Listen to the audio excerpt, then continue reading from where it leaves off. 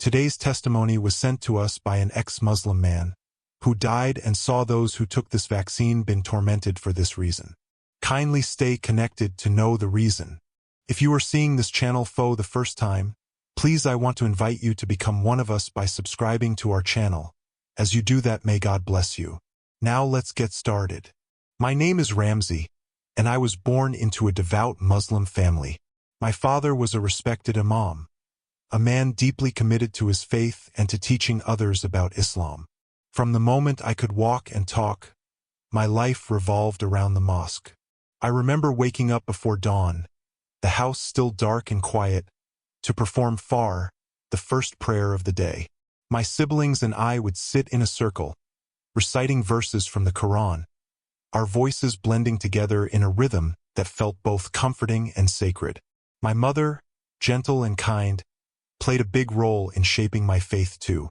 She would tell us stories from the Quran, stories of the prophets and their unwavering devotion to Allah.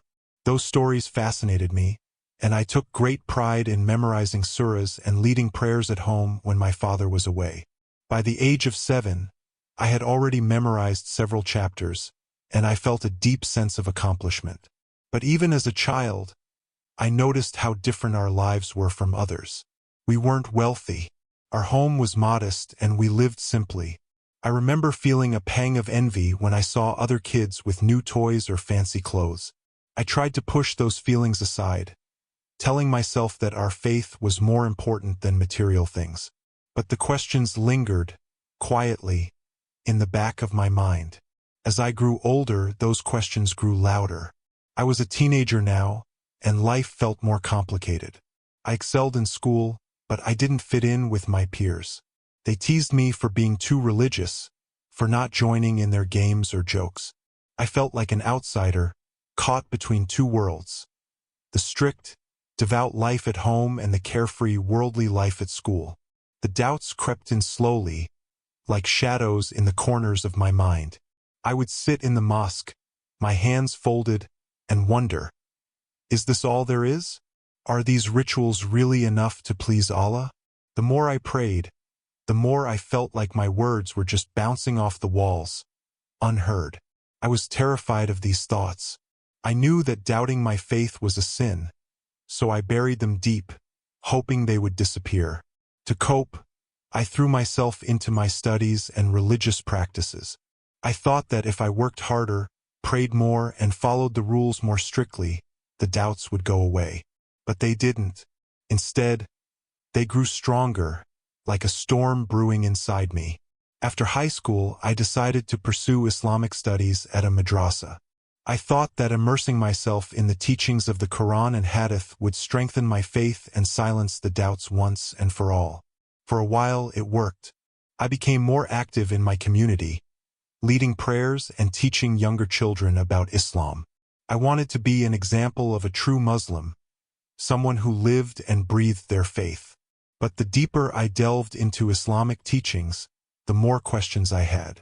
The doctrines were rigid, with little room for personal interpretation. I struggled to reconcile the idea of a merciful God with the harsh punishments prescribed for sins like apostasy. The more I studied, the more I felt trapped in a system that demanded obedience but offered little comfort. On April 14, 2023, everything changed. I was walking home from the madrasa after a long day of studying. The sun was setting, casting a golden glow over the streets. As I turned the corner near our house, I heard a commotion. A crowd had gathered around a man who had collapsed on the ground. He was clutching his chest, gasping for breath. Without thinking, I rushed over to help. I had some basic first aid training, and I hoped I could do something until the paramedics arrived. As I knelt beside him, trying to calm him down, I felt a sudden, sharp pain in my own chest. It was like a heavy weight pressing down on me, making it hard to breathe. I tried to call for help, but my voice was weak, drowned out by the noise of the crowd.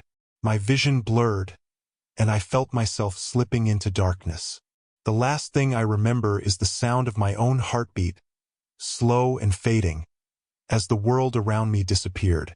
When I opened my eyes, I wasn't on the ground anymore. I was floating above the scene, looking down at my own lifeless body. The crowd was frantic, shouting and trying to revive me. I could see their faces, some panicked, others crying, but I felt detached, like I was watching a movie. I tried to move, to call out to them, but I couldn't. It was as if I was trapped in a bubble, unable to interact with the world below. Fear gripped me. Is this death? I thought. Is this what happens when you die? Before I could process what was happening, I felt a sudden pull, like an invisible hand yanking me away. I was dragged into a dark, endless tunnel. The air was thick and cold, and the darkness pressed in on me from all sides. Whispers echoed around me, voices I couldn't understand, but they filled me with dread. I tried to fight it, to resist the pull, but it was no use. I was powerless. The tunnel ended abruptly, and I found myself in a place that can only be described as hell. The ground was cracked and burning, rivers of fire flowing like molten lava. The air was thick with smoke and the stench of sulfur, making it hard to breathe. Everywhere I looked, there were souls, twisted, broken, and screaming in agony.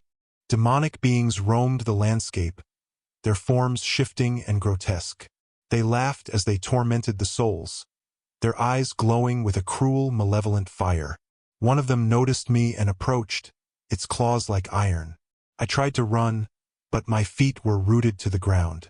The demon grabbed me, its touch searing my skin. It dragged me across the burning ground, and I screamed, but no one heard me. The pain was unbearable, not just physical but emotional. I felt the weight of every mistake, every doubt, every moment I had failed to live up to the expectations of my faith. As I was dragged deeper into hell, I noticed a woman being tormented by a demon. Her screams were piercing, and her body was twisted in agony. The demon leaned close to her and said, "You're kind. Those who took the vaccine will soon join you here." The words shocked me. I knew the vaccine had saved countless lives, and many religious leaders had encouraged people to take it. How could something meant to protect people lead to this? Tears streamed down my face as I watched the woman suffer.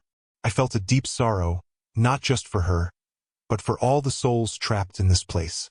I cried out, pleading for mercy, but my voice was lost in the cacophony of screams. Then, suddenly, a radiant light pierced the darkness.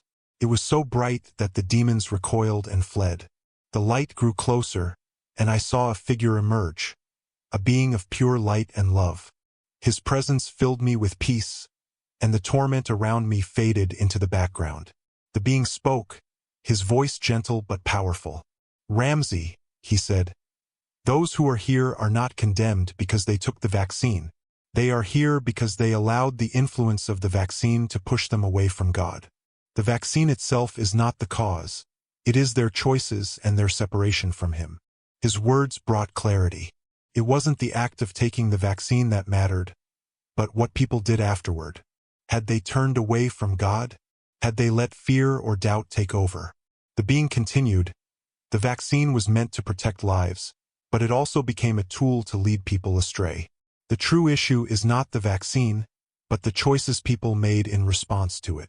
As the being finished speaking, the light around him began to fade. The peace and warmth I had felt started to dissipate, and the darkness of hell began to close in again. I felt a deep sense of loss as he left, but I also felt a glimmer of hope. Then, I felt a force pulling me back, away from the torment and darkness. It was as if an invisible hand was lifting me up, pulling me toward the light. The screams and heat faded, replaced by a growing sense of calm. I opened my eyes to bright lights and the steady beeping of machines. I was in a hospital room, surrounded by doctors and nurses. My body felt weak, and my chest ached, but I was alive. The doctors told me I had suffered a severe heart attack and that it was a miracle I had survived. They said I was lucky, but I knew it was more than luck. I had been given a second chance, a chance to make things right. As I lay there, the memories of what I had experienced flooded back. The darkness, the torment, the radiant being. It all felt so real. I knew I couldn't ignore what I had seen and heard. I had been shown the truth, and I couldn't keep it to myself. After I recovered, I made the most important decision of my life. I gave my life to Jesus Christ. It wasn't an easy choice. My family and community didn't understand. They saw it as a betrayal of everything we had been taught. I faced rejection, harsh words, and even threats, but I knew I couldn't turn back. The road ahead was challenging. I lost friends, and some family members stopped speaking to me. But through it all, I felt a peace I had never known before. Jesus had saved me, not just from death, but from a life of fear and doubt. I knew I had to share my story, no matter how hard it was. One of the things I've learned on this journey is the importance of community. Hebrews 10 verses 24 to 25 says, "And let us consider how we may spur one another on toward love and good deeds, not giving up meeting together, as some are in the habit of doing, but encouraging one another, and all the more as you see the day approaching." Being part of a faith community has been a source of strength for me. When I felt alone or discouraged, my fellow believers were there to lift me up and remind me of God's love. We need each other to pray, to encourage, and to keep each other accountable. If there's one thing I want you to take away from my story, it's this: God loves you deeply, and He is with you always. No matter what you're going through, no matter how far you feel from Him, He is there, waiting for you to turn to Him. Don't let fear or doubt keep you from experiencing His grace. Stay connected to your faith, lean on your community, and trust in His promises. His love is enough to carry you through anything. If this testimony has touched your heart, I encourage you to share it with your friends and family. You never know who might need to hear this message of hope. And if you haven't already, please subscribe to this channel for more stories like this. Together, we can spread the truth and bring light to those who are searching. May God bless you abundantly. May His peace fill your heart, His love guide your steps, and His grace be your strength. Remember, you are never alone. He is with you now and always. Thank you for listening, and may God's blessings be upon you.